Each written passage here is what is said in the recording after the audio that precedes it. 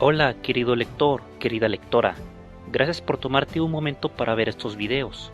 Por favor, solo relájate, ponte los audífonos y disfruta el video. Bienvenidos.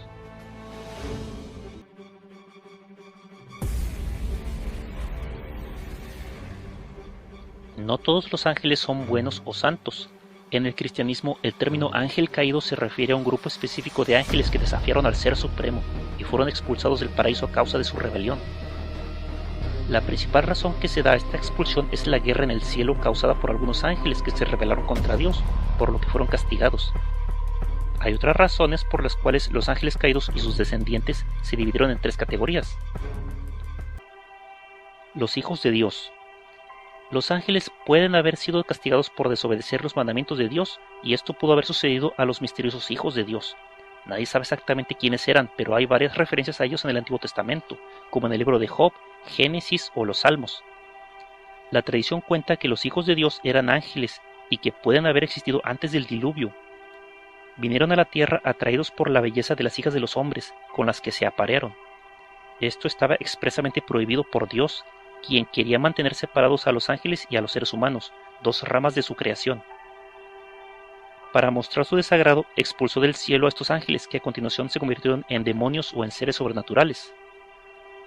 Otra creencia sugiere que no eran ángeles, sino descendientes de Set, el tercer hijo de Adán y Eva, que se aparearon con los descendientes de Caín, contaminando la raza humana y obligando a Dios a eliminarlos con el diluvio universal. Tal vez, como los hijos de Dios, los vigilantes eran un grupo de ángeles que vinieron a la tierra precisamente para vigilar a la humanidad en nombre de Dios. Al menos esto relata el misterioso libro de Enoc. Al igual que los hijos de Dios, finalmente ellos se enamoraron y aparearon con las hijas de los hombres. Su líder era conocido como Semyasa y se consideraba a sí mismo tan grande como Dios. Él hizo un trato con los seres humanos, a los que reveló el nombre secreto de Dios, el Tetragramatón.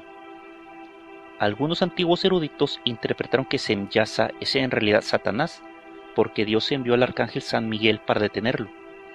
Otras fuentes dicen que Enoc se equivocó y que los vigilantes eran un misterioso grupo de seres algo inferiores a Dios, responsables de la creación. Como los hijos de Dios, su verdadera identidad sigue siendo un misterio.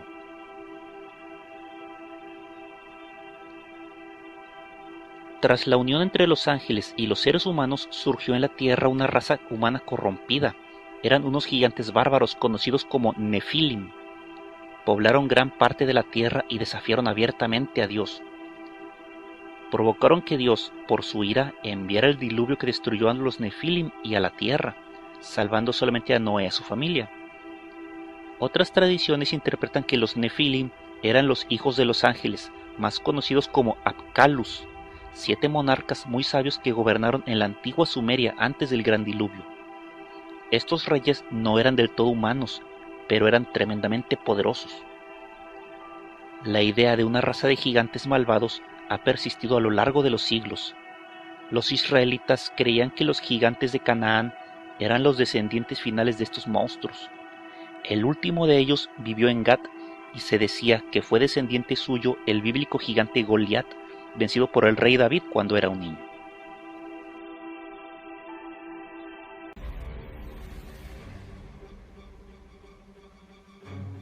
En la creencia cristiana, el nombre Lucifer se refiere al diablo, un ángel caído que es el enemigo de Dios.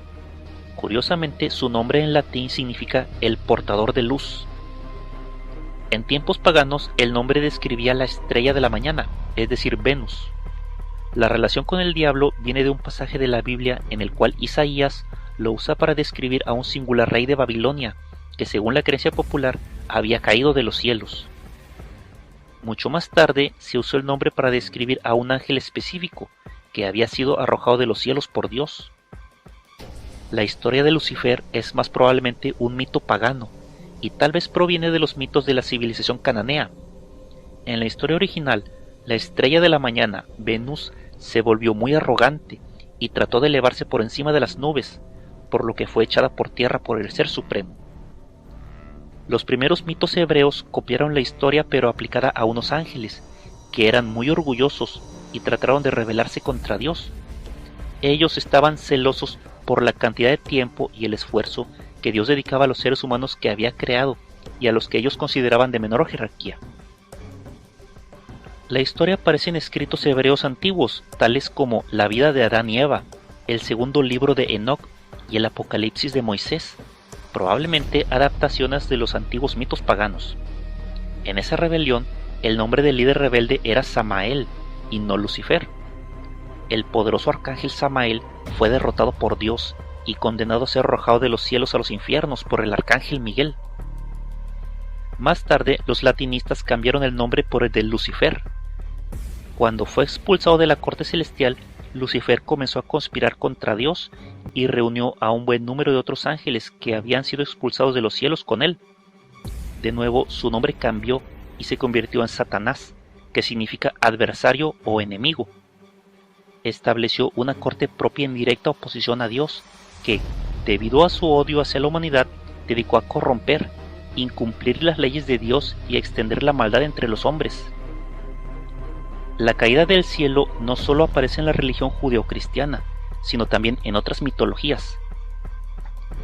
En los relatos mitológicos egipcios antiguos, una serpiente que se llama Sata, el padre del rayo, cayó de los cielos para establecerse en la tierra y llevar a la gente por el mal camino.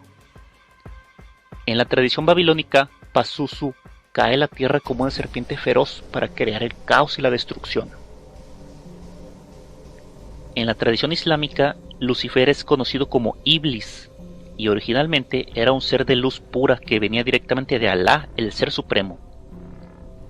Cuando Alá hizo al hombre, su creación suprema, mandó a todos sus ángeles a inclinarse ante el primer hombre, Adán. Iblis, celoso y orgulloso, se negó. Después de todo, él era un ser de luz divina y fuego, mientras que Adán era una criatura de barro. Por ello, fue expulsado de la presencia de Alá y confinado al destierro en la tierra hasta el día del juicio final. Después se le apodó como el que susurra, porque desde entonces y como venganza, Iblis susurra en los oídos de los musulmanes creyentes, instándolos a desobedecer a Alá y a pecar. Ambos, Dios y Alá, permiten a Lucifer y a Iblis tentar en todo el mundo para poner a prueba la fe humana.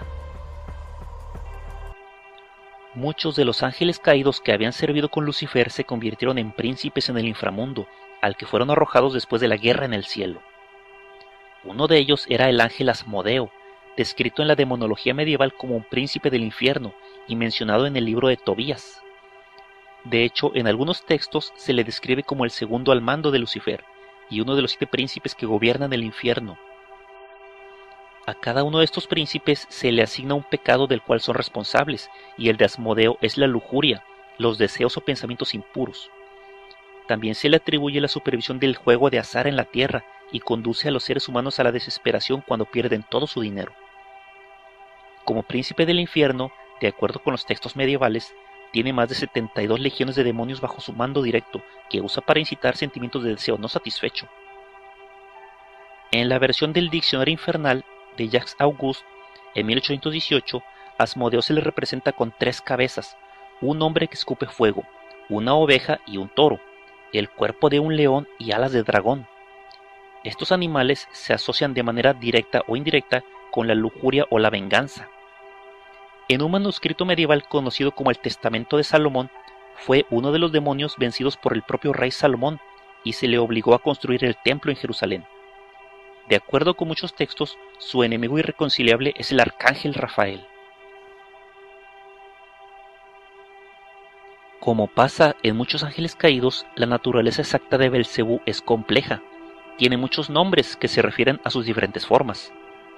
Es llamado Belcebú, Belzoubal e incluso Balcebú. El nombre con el que es más conocido, sin embargo, es Belcebú, que significa señor o príncipe de las moscas.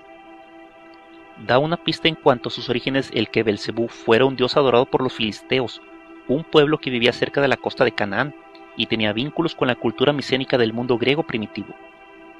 Los estudiosos han sostenido que entre las primeras civilizaciones del mar Egeo, las moscas pueden haber sido veneradas y adoradas por su velocidad y agilidad, y por ello probablemente florecieron una serie de cultos religiosos. El culto de Belcebú podría haber sido uno de ellos. Su templo principal se cree que se encontraba en la ciudad filistea de Ecrón. En contraste, los primeros pueblos semitas tenían a las moscas por criaturas sucias y malignas. Siempre estaban zumbando alrededor de los mataderos y puestos de comida y transmitían enfermedades. Las relacionaron con los demonios y los ángeles caídos. La primera referencia bíblica a Belcebú se encuentra en el segundo libro de Reyes, donde Ocosías, rey israelita, consultó al oráculo de Belcebú en Ecrón para averiguar si podía ser curado de una herida. Por ello fue maldecido por el profeta Elías, quien negaba que una mosca pudiera resolver cuestiones divinas, y por consultar a un dios falso. Uno de los primeros escritores del siglo II, Símaco el Ebionita, quien tradujo parte del Antiguo Testamento al griego, describe a Belcebú como hostil hacia la humanidad. Los cristianos adoptaron la posición hebrea, y en la mitología cristiana a Belcebú se le denomina príncipe del infierno, responsable de los celos, odios, conflictos y guerras. A menudo representado como una mosca, se identifica con la estrella de Esper, el planeta Venus, y también se le nombra portador de luz, poniéndolo a la par con Lucifer. A Belfegor también se le considera un ángel caído. Sin embargo, es posible que haya sido adorado como el dios Baal-peor entre los moabitas de Asiria. Belfegor fue también venerado por algunos de los primeros israelitas en una ciudad que se llamaba Abel-Sittim, encontrada al este del río Jordán, y se menciona en el libro bíblico de los Números, capítulo 25. Se le conoce como el Señor de la Apertura, un hombre muy oscuro y antiguo. Se cree que podría estar a cargo de las 7 puertas que había entre la tierra y el infierno, a través de las cuales la gente malvada puede ser arrastrada a su suerte. Esta tarea le hizo muy importante en las legiones del infierno, y está clasificado como un duque entre los demonios, como muchos de los ángeles caídos a los que se concedieron grandes títulos en las regiones infernales. Si es convocado por un mago, Belfegor tiene la facultad de conceder una gran riqueza, inspirar grandes descubrimientos o crear maravillosos inventos. Sin embargo, detrás de ello hay un propósito siniestro, ya que su verdadera intención es sembrar el descontento entre los humanos utilizando los celos a causa de la riqueza y la fama. Aunque considerado un ángel caído en algunas tradiciones, a Shax generalmente se le tiene como un demonio que puede ser invocado solo por aquellos que tienen malas intenciones. Es descrito en el primer libro de magia negra, el Ars Goetia, o la llave menor de Salomón, como un marqués o duque de la clase alta del infierno. Esto significa que solo puede ser invocado por el hechicero más hábil, y probablemente entonces solo para cometer el mal. Se dice que fue convocado originalmente por el rey Salomón, junto con varios otros ángeles caídos, todos los cuales fueron encarcelados en tinajas de bronce con palabras mágicas grabadas. Se cree que con el paso del tiempo, Shax logró escapar de alguna manera y todavía está libre en la actualidad. Los dominios demoníacos de Shax están custodiados por 30 legiones de demonios menores a su mando y entera disposición, a los que usa para crear enfermedades y destrucción. También puede quitar el poder de la vista, el oído o la razón de la persona que elija. En el arte se encuentran antiguos pergaminos donde se le representa como una gran cigüeña, pero cuando habla lo hace con la voz de un cuervo, ronca y dando graznidos. Con el fin de someter a Shax, un hechicero debe formar un triángulo mágico o un círculo y atraerlo adentro. Entonces Shax hablará con una voz dulce y melódica y responderá a cualquier pregunta que le hagan con la verdad. Algunos de los poderes de Shax son que puede robar los caballos de sus cuadras sin que el dueño se dé cuenta, y que puede tomar el dinero de una caja fuerte y devolverlo 1200 años después. Shax es un ser muy peligroso, y como es muy astuto, se deberá evitar trato con él o al menos mantenerse al margen.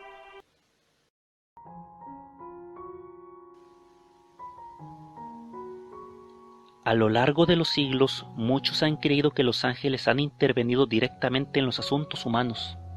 Las historias de encuentros con ángeles aparecen en muchos textos antiguos y siguen hasta la actualidad. En la antigua tradición hebrea, por designio de Dios, uno de los deberes de los ángeles era proteger a la humanidad, su creación suprema. Algunas personas gozaron de una atención particular. En el Antiguo Testamento, por ejemplo, en el libro del Génesis, los ángeles hicieron caer el aire de Dios sobre las ciudades de la llanura, en particular Sodoma y Gomorra, a causa de la maldad de sus habitantes. Sin embargo, a un grupo de ángeles se les asignó la tarea de asegurar que un hombre santo, llamado Lot, y su familia se libraran de la catástrofe, escoltados para salvarse. Del mismo modo, cuando los hijos de Israel estaban vagando en el desierto, después de haber escapado de Egipto, un ángel fue designado para guiarlos. Así que para muchos judíos se asumió que los ángeles no solo se preocupaban por determinadas personas, sino también por las tribus e incluso por naciones enteras. Por ejemplo, un ángel sin especificar, tal vez el gran Miguel Arcángel, se decía que era el protector de Persia y fue alabado como el jefe y príncipe más grande. Los niños pequeños hebreos tenían ángeles destinados para supervisar su bienestar. Esta idea fue adaptada más tarde por la Iglesia cristiana, que veía en algunas de las enseñanzas de Jesús una confirmación de este punto de vista. Según la Iglesia, los ángeles se ocupan de los más pequeños para que al crecer sean guiados hacia Dios y librarlos de las tentaciones. Los ángeles guardianes dan siempre una orientación moral a través de una influencia sutil sin manifestarse. Pero, ¿puede la gente realmente hablar con sus ángeles de la guarda? Algunos místicos cristianos creen que sí. Dos famosas místicas católicas italianas afirmaron que habían tenido largas conversaciones con ángeles. Una de ellas fue Gemma Galgani, que relató las visiones místicas que tuvo con su ángel guardián, que habló con ella y le dio instrucciones sobre decisiones que debía tomar en la vida. Ella también tenía visiones misteriosas de Jesús y la Virgen María, que conversaban con ella de una manera similar. Afirmó que el ángel le había dado los sagrados estigmas para demostrar su poder y su santidad. Ello la convirtió en una santa de la Iglesia. La segunda fue la italiana María Valtorta, quien no solo habló con el ángel de la guarda, sino que también escribió lo que él le decía. Cada día el ángel expresaba comentarios sobre las escrituras bíblicas y sobre las misas que a diario se celebraban, comentarios que se cree provenían de Dios. Estos escritos fueron redactados en un libro llamado el Libro de Azarías, en honor al nombre del ángel que se le aparecía, y que la Iglesia conservó después de su muerte y tenido como un misterio. En el Islam, la tradición de los ángeles de la guarda es un poco diferente. Cada persona tiene dos ángeles, uno bueno y uno malo, que permanecen presentes durante toda la vida del individuo. Ambos ángeles invisibles están siempre cercanos, susurrando sugerencias alternativas en cómo debe comportarse. Sin embargo, a los ángeles no se les permite intervenir en las decisiones o tomar cualquier iniciativa en la vida de una persona. Ello debe ser decisión única y exclusiva del individuo, respetando siempre el libre albedrío.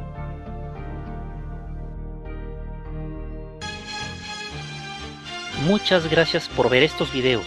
Por favor, considera suscribirte para ayudar a que el canal crezca y podamos seguir compartiendo historias con la calidad que tú mereces. Y no te olvides de activar la campanita para que no te pierdas los siguientes videos. ¡Hasta la próxima!